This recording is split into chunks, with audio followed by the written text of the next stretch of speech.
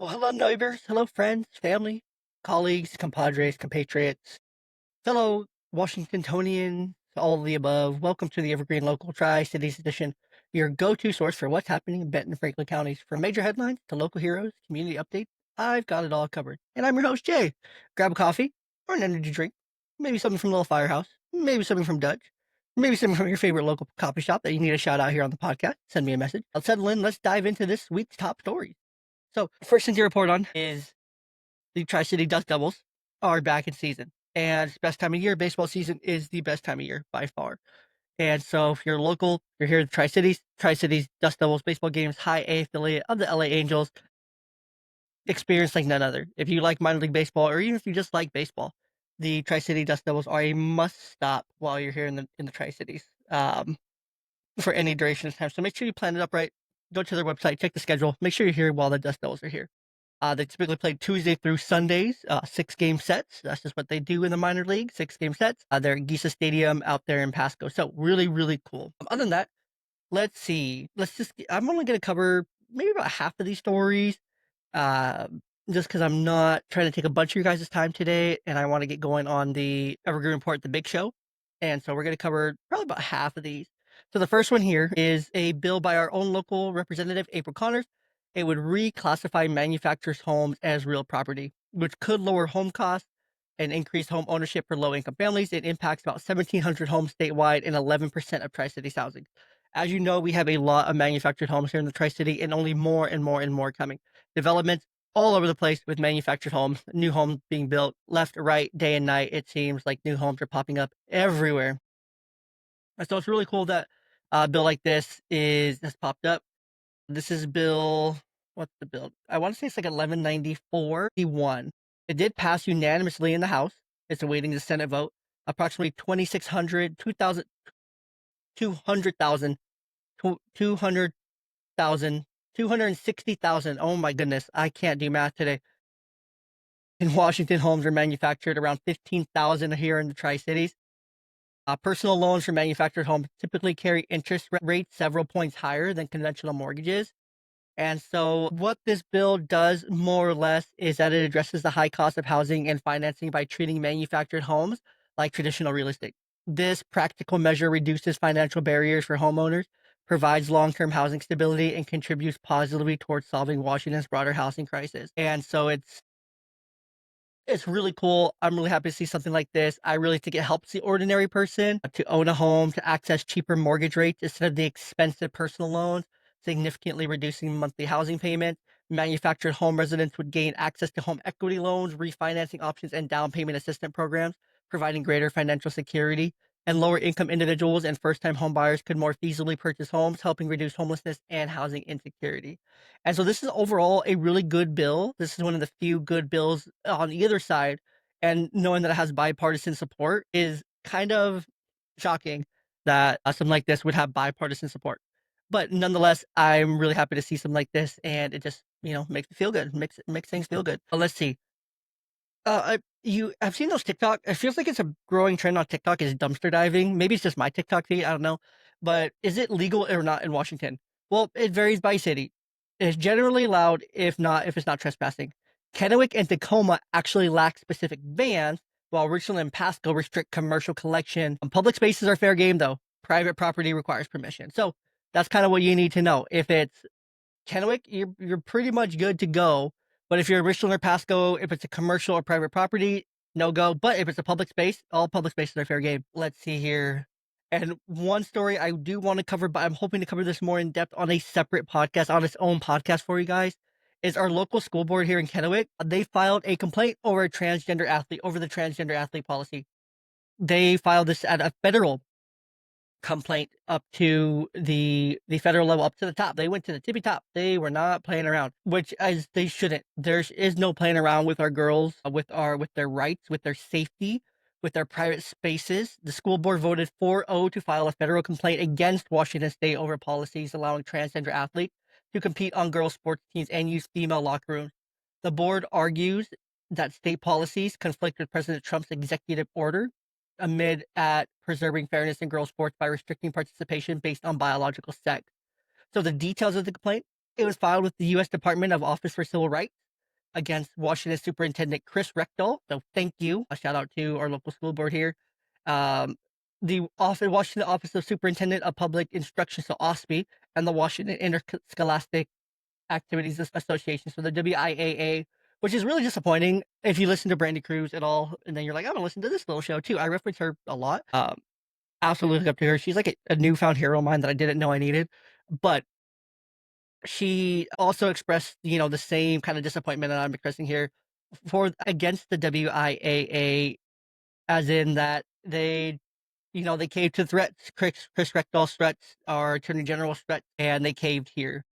This argues that Washington's policy violates federal law, specifically citing Title IX protections, references President Trump's February executive order titled "Keeping Men Out of Women's Sports," intended to restrict transgender athlete participation based on biological sex. So the key argument, it claims that state policy harms cisgender female athletes by allowing transgender athletes to compete in girls' division, which 100% does. Expressed concern over losing about 10% of its annual budget, approximately $32 million in federal funding, if it complies with state rather than federal policies. Asserted that current state policy endangers students, violates parental rights, and forces the districts into a legal dilemma between state mandates and federal executive orders, which is not fair for our local school board to be forced into that position. Like, they just want to help the kids and do their jobs. A lot of the times, our school board members have multiple positions. They're not just school board full time. They also work a traditional job as well. And so having to deal with politics on top of their school board duties, on top of their work and life duties. I mean, it's what they signed up for, yes, but putting them in this position isn't fair to them. It is asserted that the current state policy endangers students, violates parental rights, and forces the district into a legal dilemma. Like I just said, forces that legal dilemma. What did Chris Reckdahl say? That he argued that Washington state law prohibiting discrimination based on gender identity remains valid, and Trump's executive orders cannot override existing state law. I'm sorry. This is civics 101. Federal law trumps state law. That's literally just the law of the land, is that federal law trumps state law. There is no if, ands, or buts about it. Federal law trumps state law. And Chris Reckdahl needs to be recalled, resigned, something like that, because he's full of shit. I'm sorry. I try not to swear. I try to keep swearing off here. I try to keep it a show that you can listen to in the show with your kids and whatnot. So I'll probably go back and edit that out, edit this out, whatever. But federal law trumps state law. We are not better than the federal government. We are a state under the federal government, and we rely on that federal funding. So we want to say that we're better, then okay. If we're going to say that we're better, this is what you guys need to do, Democrats. If you guys want to keep this and you're so freaking passionate about this, realign the budget to take that $36 million or however much money our state needs that we're getting from the federal funding, realign it in our budget to cover it if we're so much better than the state. That's the simple solution here. If we're really that much better than the state, but we're not. I mean, than the federal, but we're not. We're not going to do that without new taxes. And challenge on top of that is do it without new taxes.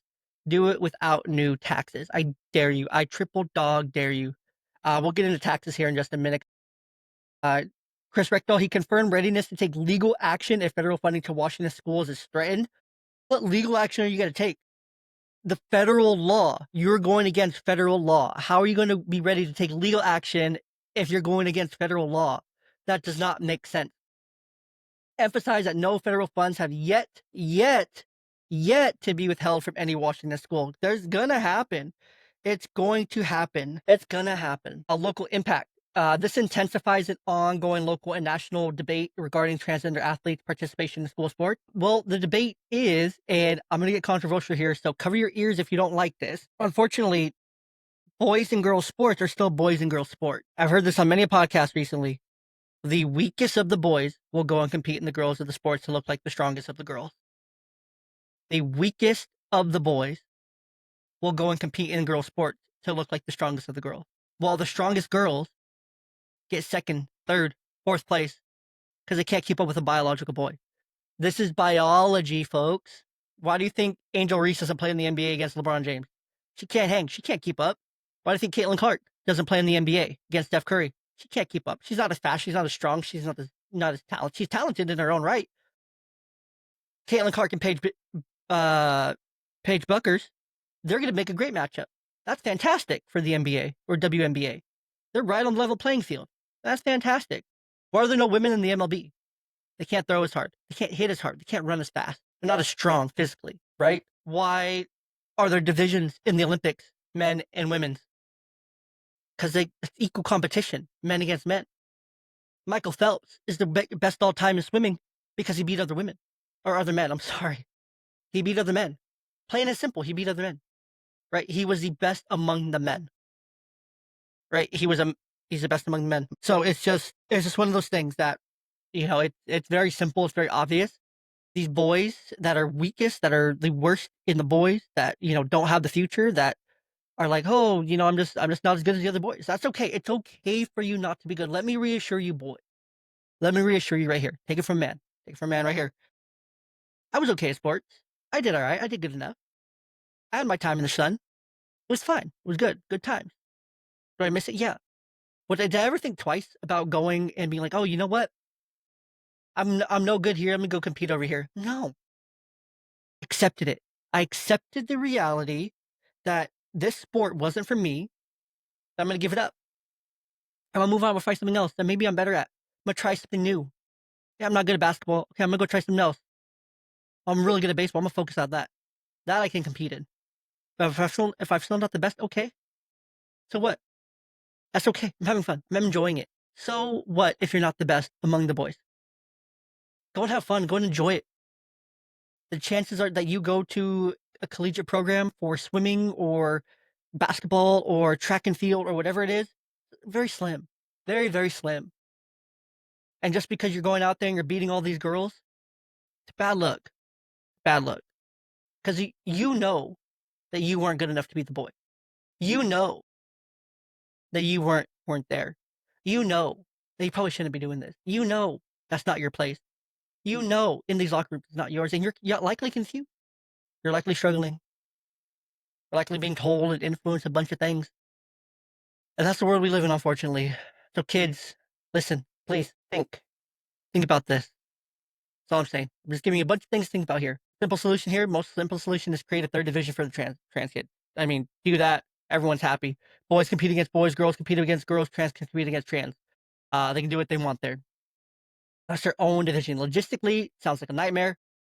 Will you have the numbers? Probably not. But for those that feel like they're the weak-minded, the weak ones that can't go and do it, then they can't go and do it. I'm probably gonna catch some shit for this, saying, "Oh, my son's not weak. He just, he just realized that he was this other person." Really? Did you realize that you were trying to live vicariously through him and get him into a sport that you love and you wanted to do? So you're like, what? I'm gonna put some transgender ideology in your head, right? That's not right. It's not right. So anyways, where was I? There's potential legal battles. There's community divisions on the issues, with some board members alleging the policy opposes the will of local residents. It 100% does. It 100% does go against the will of local residents, because not a lot of people are for this. This is one of those 80-20 issues that the state is fighting on the 20% side, where the 80%, the majority, is like, no, this doesn't, no, women, boys out of girls sports. It makes sense. Don't put boys with the girls in the girls' sports. Don't put boys in the locker rooms with the girls. Give them their private space. Give them their own sports. Give them their own competition, because that's fair, right? But they're fighting on the 20% of all these issues, and I don't quite understand it. While they're not doing anything about homelessness, they're not doing anything about drugs or anything like that. But that's a different story for a different day. I'm going long here on my whole monologue. Let's see. So the impact on the ordinary person, this could directly impact student athletes, particularly girls competing in school sports, who might face changing competition guidelines, which they shouldn't. It's not fair that they get to face changing competition guidelines, because we don't see any girls going into the boys sport, right? We don't see any girls going into boys sport. And that's just the gist of it. We don't see girls going into boys sports. We only see these boys going into the girls sports, going into the girls spaces, and not the other way around. You ever think about that? You ever think about why? Why? I don't know. I don't know. Potential uncertainty around school funding, bringing attention to broader issues about parental rights, school transparency, and the balance between state and federal regulations. Common sense takeaway here: this conflict exemplifies the complexity surrounding transgender rights and protections, particularly as the state policies clash with federal directives. This raises important questions about fairness, equality, safety, and appropriate balance between local control and federal oversight in education. So the next steps here: the Kennewick School Board seeks clarification and intervention from the federal government, asking them to confirm the precedence of executive orders over conflicting state policies. Federal review and potential legal showdown between state authorities and the Trump administration could follow. So really, really cool stuff overall coming out of Tri-Cities locally. And I'm really hoping to have a couple school board members here on the podcast. I'm going to tease that out now. And hopefully I'm able to make that happen for you guys. I'm really excited to have them on. Really cool guys, really down to earth. Common sense dude. Bring common sense to come back. Let's see, I have about 8 more minutes here. Let's see how many more of these stories I can jam out. Let me see kind of where I'm at, what I really, really wanted to cover. We're adopting a new science of reading curriculum. So Kennewick, Pasco, Richland shift to evidence-based literacy programs, which will boost phonics, comprehension, and vocabulary skills, and early results show increased engagement and academic growth. So really cool. We had a fire here, the Delta Blaze. It was down by the river, burned about 20 acres, but was fully controlled using buffer zone. Bike path was closed. The wind continued to pose a flare-up risk in the area. Just use caution while you're down by the river in that area where the fires happened. If you saw it, you saw it. I drove by it from the freeway, and it was absolutely crazy, really crazy. Seeing the flames from your car as you're driving, it was like, whoa, am I in the apocalypse? Is this what the second coming is going to be like? Because this is kind of cool. But no, let's see. Where was it? It was in Idaho.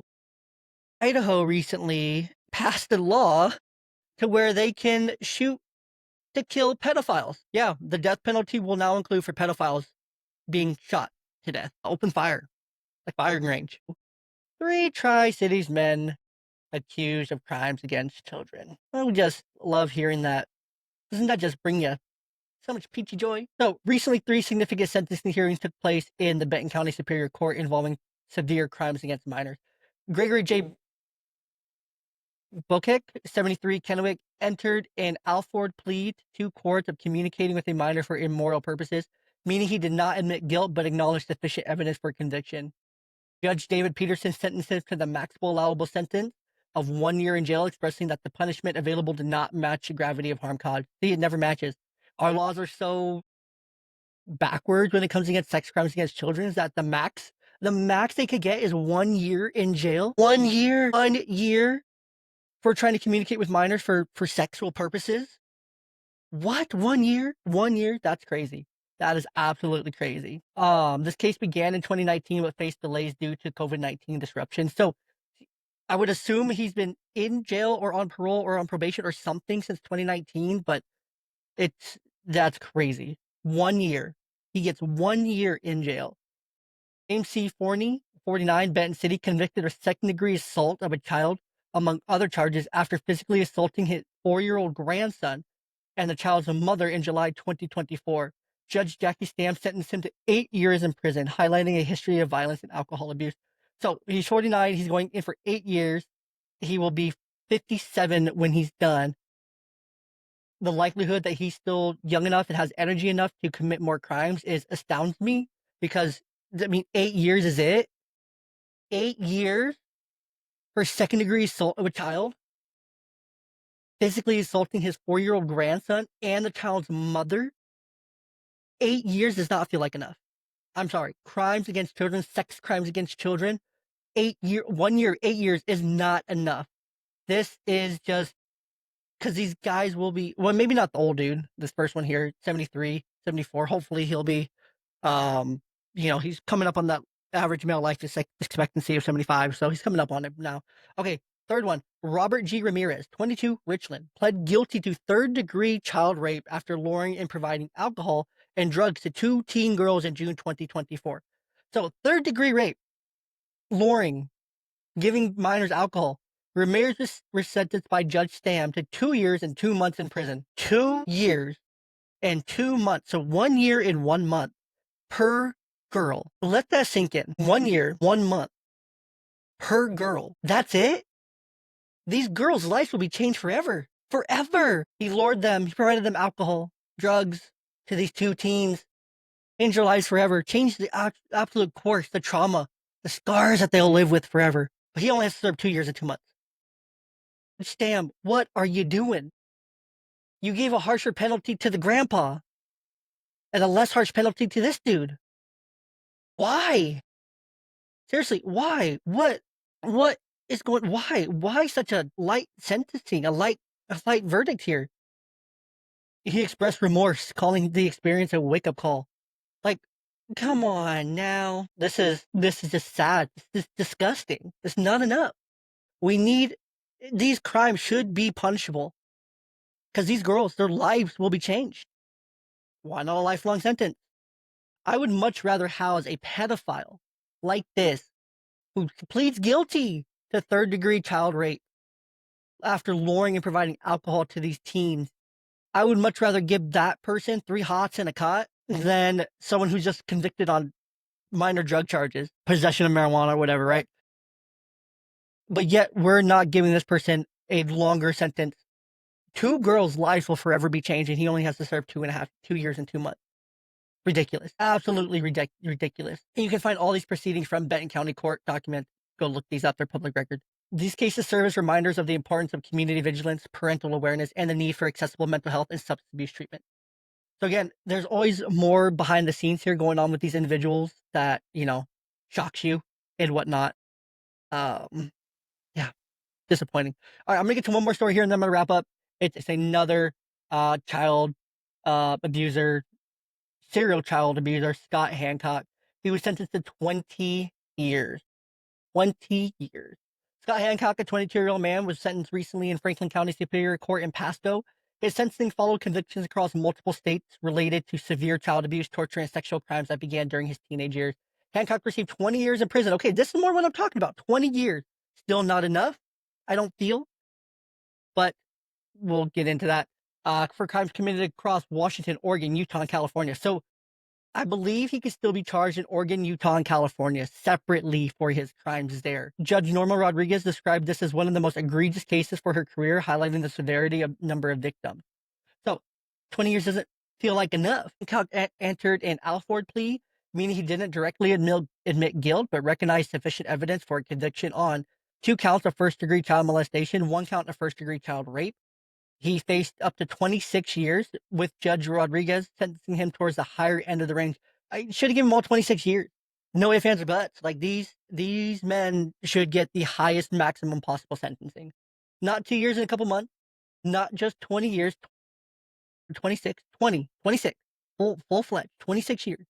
Make him be in there for a while. Then let him go get charged in the other state. More time for the crime. Crimes were uncovered starting in 2019 involving severe physical and psychological harm across 4 states. Hancock was initially arrested at 16 and legal proceedings spanned multiple jurisdictions, complicating the case and sentencing timeline. Victims' families provided emotional testimony about lasting harm while Hancock remained silent during sentencing. What a sicko. Showing zero remorse. It does not matter if you are a minor or not committing these crimes. They are still crimes. These crimes are treated as adult crimes. Molestation, child rape, crimes against children are adult crimes. You don't get to plead, oh, as a minor. No, you're not. It's not okay. Heated. I'm gonna have to end on something lighthearted here for you guys. This case underscores critical discussions about handling severe crimes committed by juveniles, balancing punishment, public safety, and rehab. It also illustrates the lasting damage inflicted by child abuse, highlighting the need for stronger child protection measures and community vigilance. All reported details, including sentencing terms, plea agreements, jurisdictional facts, and have been confirmed by Franklin County court records. So you guys can, of course, go to Franklin County, look those things up here. This case serves, again, as another reminder of the long-term child abuse inflicts on victims and communities. It emphasizes the importance of early detection, intervention, and comprehensive support for victims and their families. We should definitely believe all children, 100%. We want to make sure that we're believing them. We want to make sure that we're, being supportive of them, listening to them, asking the right questions, making the right reports, getting the right resources involved to make sure that they're protected and these things aren't happening to more children across multiple different states. And again, it's never okay to harm a child. This other story, man, so Charles R. Frederick, may he rest in peace. 7-year-old man jumped from the Columbia Bridge near the Vietnam Veterans Memorial and Lampton International Headquarters. It was around 9 a.m. on Tuesday, March 5th. He parked near the Vietnam Memorial, walked about a third of the way across the cable bridge, climbed over the railing, and jumped approximately 54 feet into the Columbia River. Pasco Fire Department dispatched a rescue boat. Frederick was approximately 15 to 20 minutes later floating in the frigid river. He was found.